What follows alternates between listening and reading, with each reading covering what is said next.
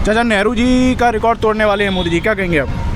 देखो भाई साहब, रिकॉर्ड है ना, हमेशा बनते ही टूटने के लिए है। इन चीज़ों को मत देखो कि किसने कितने साल राज किया और कितने साल कर रहा है। रिकॉर्ड, अगर तुमने उनके बराबर कोई काम किया हो, उन जैसी छवि बनाई हो अपनी, तब तो हम मानते हैं कि भैया आपने काम किया। रिकॉर्ड दिन गिनने से क्या होता है? ये दिन गिनना कि हमने भाई 12 साल राज कर लिया। अगर नेहरू जी का टाइम देखा जाए ना, तो नेहरू जी की बराबरी ये बिल्कुल नहीं कर सकते। उनके ये पैर की धूल के बराबर नहीं है। अब इन लोगों ने तो कर रखा है। बराबरी कैसे नहीं कर सकते? वो कितने टाइम से मुख्यमंत्री थे, अब प्रधानमंत्री बने, तो उनसे भी ज़्यादा। देखो, मुख्यमंत्री अलग चीज़ है, प्रधानमंत्री अलग चीज़ है। वो स्टेट लेवल है और ये सेंटर की बात है। अगर मोदी जी, उनका देखा जाए नेहरू जी का, तो सन 46 से ही थे वो अंतरिम प्रधानमंत्री थे। 5-6 साल अंतरिम प्रधानमंत्री।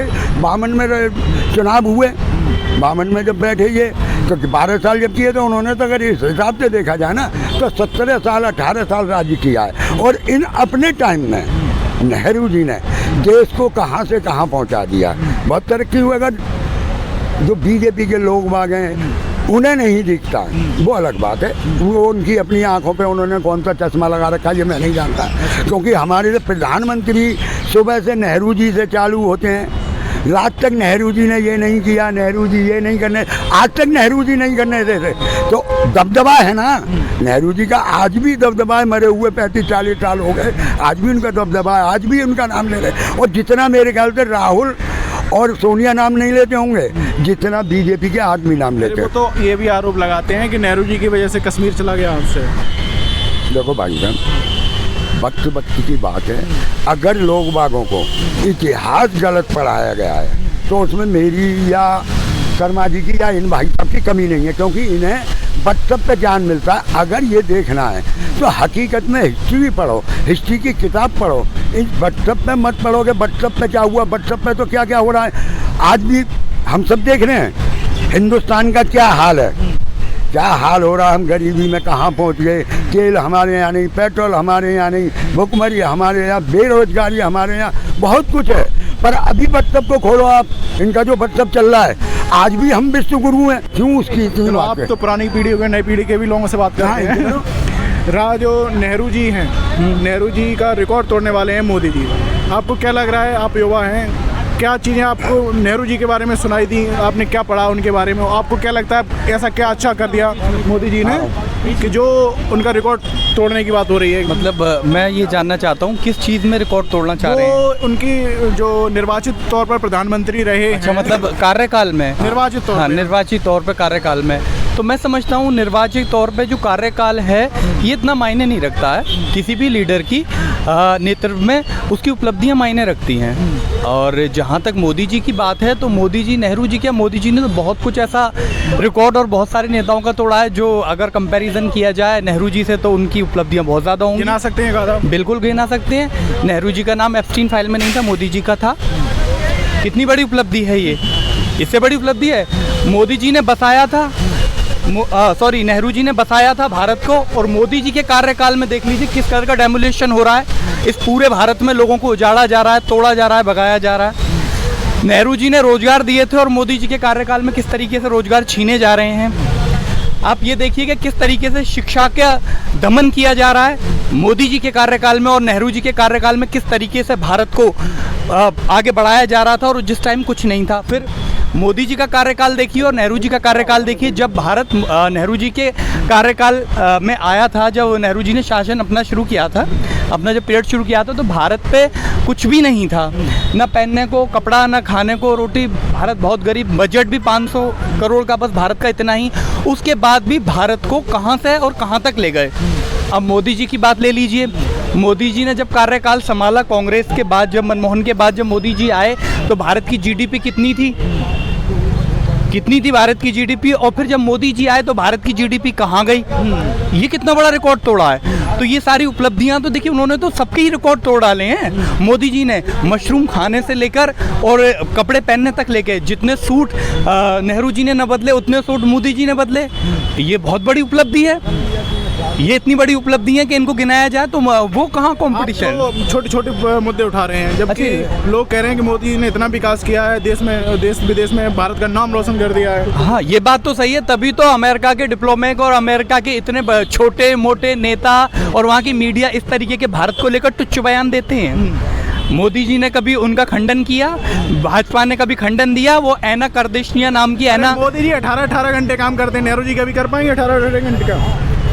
पता नहीं, मुझे तो ऐसा लग रहा है कि मोदी जी जब से बैठे हैं तभी तक एक रात भी नहीं सोए हैं। और वो तो टॉनिक भी पीते हैं, जैसे कि यहाँ की गोदी मीडिया बोलती है, तो मुझे तो लग रहा है वो कंटिन्यू करते हुए आ रहे हैं। अरे वो कई बार काम करते हुए टॉयलेट तक नहीं जाते हैं, ऐसा कहा है अमित शाह। देखिए, वो ये बात भी वास्तविक है कि कहते तो बायोलॉजिकली हैं, तो जो चीज़ें उनमें हो सकती हैं वो आम जनमानस में नहीं हो सकती हैं, ह्यूमन में नहीं हो सकती हैं, तो ये भी कह सकते हैं। मगर जहाँ तक उपलब्धियों की बात है तो देखिए, ये कंपैरिजन अगर मैं कटाश हटाने के बाद भी, जैसे कटाश हटाकर बात करूँ, मोदी जी और नेहरू जी का कोई भी कंपैरिजन नहीं है और न कभी हो सकता है, न एजुकेशन लेवल पर, न उपलब्धियों के लेवल पर, न कार्यकाल के लेवल पर।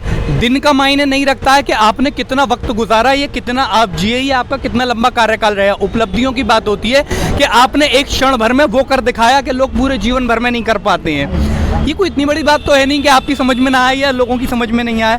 अगर आपको कंपैरिजन करना है तो उस वक्त का कंपैरिजन कीजिए जिस हालत में नेहरू जी को भारत मिला था, और उस दिन का भी कंपैरिजन कीजिए जिस हालत में मोदी जी को भारत मिला था। इस महंगाई को भी मिलाइए, उस दौर को भी मिलाइए, तब आप ये बात कीजिए। अब कार्यकाल की जहाँ तक बात आती है तो अगर दिन को भी देखा जाए तो नेहरू जी का कार्यकाल खाली जब पहला जो इलेक्शन हुआ था 1952, उससे पहले भी 5 साल आगे से ही शुरू हुआ था। तो मुझे लगता है कि दिन में भी वो उनको नहीं रिलेट कर पाएंगे, क्योंकि दिन भी नेहरू जी के ज़्यादा हैं। मगर जो जहाँ तक कार्यकाल की बात है तो देखिए, ये तो कभी हो ही नहीं सकता है। नेहरू जी एक विचार हैं, एक सोच हैं जो इस भारत के लोगों के जहन में, उनके दिल में हमेशा ज़िंदा रहेंगी और उनकी उपलब्धियां ज़िंदा रहेंगी, और उनका जो योगदान था भारत के लिए और जो हमेशा अमर रहेगा लोगों के जीवन में, लोगों के मस्तिष्क में, लोगों के दिल में।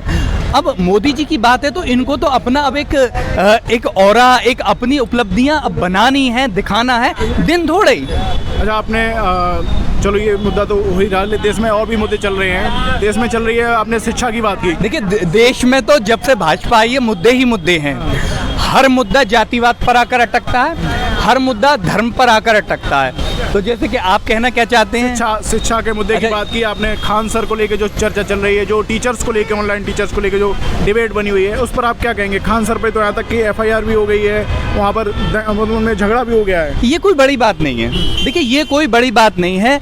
जो भी देश का पक्षधार है, जो देश में बदलाव चाहता है, जो देश में उन्नति चाहता है, अगर वो सरकार से सवाल करता है और वो सवाल सरकार से रिलेट नहीं करता है और सरकार की खामियों को उजागर करता है, सरकार उस पर सबसे अच्छा हचकंडा यही अपनाती है कि उसको देशद्रोही बताएगी, उसके कार्यों में कमियां निकालेगी। और दुर्भाग्यपूर्ण बात, अगर वो मुस्लिम हुआ तो उसकी और भी जितना धर्म के आधार पर उसको और भी टारगेट किया जाएगा। अब खान सर की उपलब्धि इस भारत में छुपी हुई नहीं है। जितना खान सर ने भारत के युवाओं के लिए किया है, मुझे नहीं लगता कि अभी तक भी जितने भी अडानी और अंबानी के जो कॉलेजेस, जो स्कूल जिनकी करोड़ों अरबों रुपए की फीसें चल रही हैं, जहां पर वो पढ़ा रहे हैं और अपने अपने बच्चों को, और जहां तक सारे भाजपा के जितने भी लीडर हैं, इनके बच्चे जो विदेशों में पढ़ रहे हैं, अच्छी शिक्षा हासिल कर रहे हैं, वो खान सर ने बहुत कम में, फ्री में इस भारत के युवाओं को दी, भारत की उन्नति में योगदान दिया। तो अब आप खान सर पर आ गए कि खान सर ने आपसे नीट के पेपर का सवाल किया। तो सर एक बात बताइए, नीट के पेपर का सवाल आपसे क्यों ना किया जाएगा? आप इस देश के अंदर, मैं कैसे मान लूं कि कुछ 4-5 लाख लोगों का जो नीट का पेपर देते हैं, आप उसकी व्यवस्था नहीं कर पाते हैं? तो इसी देश के अंदर आप कैसे 1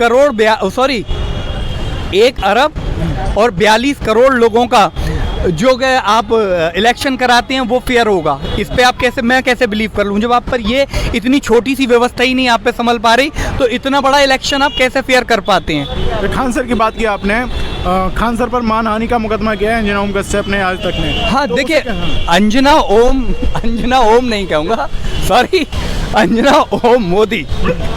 जहाँ तक अंजना की ओम कश्यप की बात आती है, जहाँ तक मीडिया के इंडेक्स में भारत का जो नंबर है वर्ल्ड इंडेक्स में वो 157 रैंक पर है।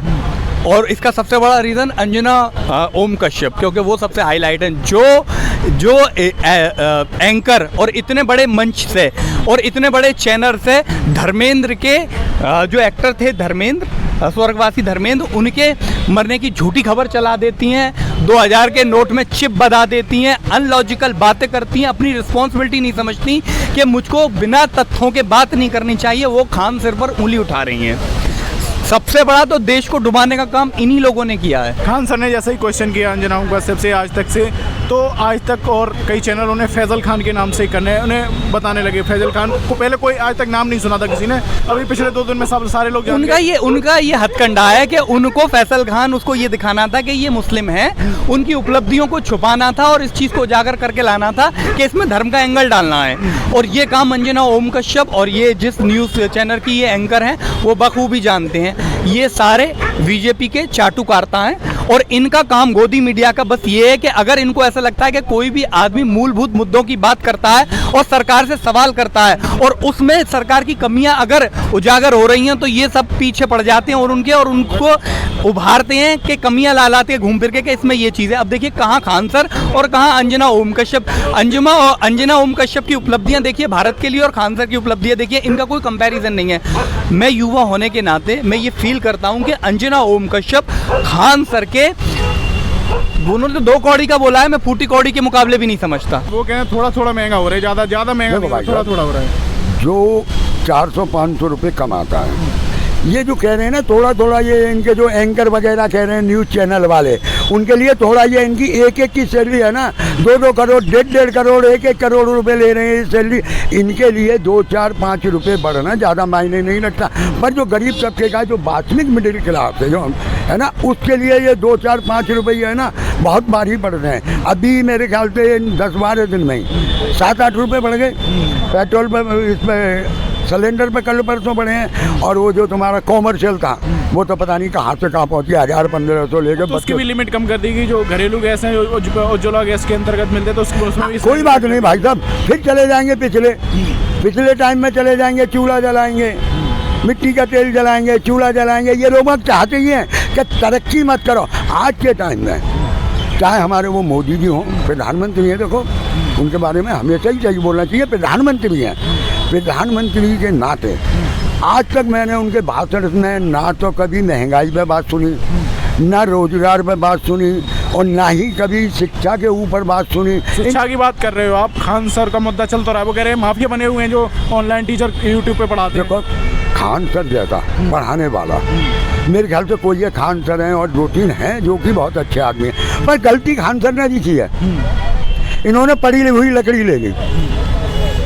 अगर उसने अंजना ओम कश्यप ने कहा था, कहा रहा ना उसने कि 2 कौड़ी क्या ज्ञान है इन्हें, तो खान सर ने क्या कहा था, भाई ज्ञान इनके पास है, ये 2000 के नोट में चिप लगा देते हैं, ज्ञान बहुत है। आज उन्हीं 2 कौड़ी के शिक्षकों से मुकदमा कर रखा है 2 करोड़ का, 2 करोड़ मांगा है हान आने में। तो भाई ऐसा है, खान सर ने बस गलती इतनी है खान सर की। अभी तक खान सर कहते थे अब फैजल खान है, अब वो फैजल खान हो गए हैं। हिंदू मुसलमान का तो एंगल बहुत जल्दी जुड़ता है, मैं उस चीज़ पे नहीं जाऊँगा। खान सर ने अगर ना ही ऑब्जेक्शन उठाया, नीट के पेपरों पे उठाया था और उन्होंने बहुत कुछ बात कही है, सरकार के खिलाफ कही है, और वो खिलाफ नहीं है, वो सरकार के लिए जरूरी बात थी, सरकार को उन पर गौर करना चाहिए था, पर नहीं, एक और लगा दिया। क्योंकि हमारे देश में मुद्दे बहुत हैं और मोदी जी और बीजेपी बहुत अच्छी पार्टी है। मोदी जी ने राम मंदिर बनवाया, देखा नहीं कितना भव्य राम मंदिर बना। अब हालांकि इसमें थोड़ा सा चोरी वाली बात है। हाँ देखो भाई साहब, चोरी तो शुरू से हो रही है और हिंदुस्तान में चोरों की कमी नहीं है। पहले छोटे छोटे होते थे, अब बड़े बड़े चोर हैं। और रह गया राम मंदिर, देखो राम मंदिर आस्था का है, उससे हमें कुछ नहीं लेना, वो हमारी आस्था है। हम आस्था है उसे पूछते मानते, राम को मानते हैं, पहले भी मानते थे, राम मंदिर था नहीं और आज है तब भी मानते हैं। आप हिंदू हो के ऐसी बात कर रहे हो, उनके खिलाफ बात कर रहे हो, मोदी जी के खिलाफ। देखो भाई साहब, पहली बात तो मैं हिंदू हूँ, पर बीजेपी का हिंदू नहीं हूँ। जो आँख बीच का, आपको याद होगा किसी टाइम अटल जी ने कहा था कि आपको पार्टी का समर्थक होना चाहिए, मानते होना चाहिए। अगर अपनी पार्टी के खिलाफ नहीं बोल सकते तो आप देशभक्त हो ही नहीं सकते। पार्टी को लेके सिर्फ पार्टी पे ही लगे रहो। आज अगर देखा जाए तो हमारी हालात इतने खराब हो रहे हैं, और ये रहे, और मैं तो कहता हूँ ये रहे 29 में भी आने, जो इनके डोल रहे हैं ना बीजेपी के अनभक्त, इनका भी जब बुरा हाल हो जाएगा ना तब इन्हें होगा। आज हम लोग जो बीजेपी को मान रहे हैं, हमारी तो उम्र गई, हमारी आने वाली पीढ़ी जो है बहुत पछताएगी, और वो अपने बुजुर्गों से पूछेगी कि तुमने बीजेपी को क्या सोच के चुना।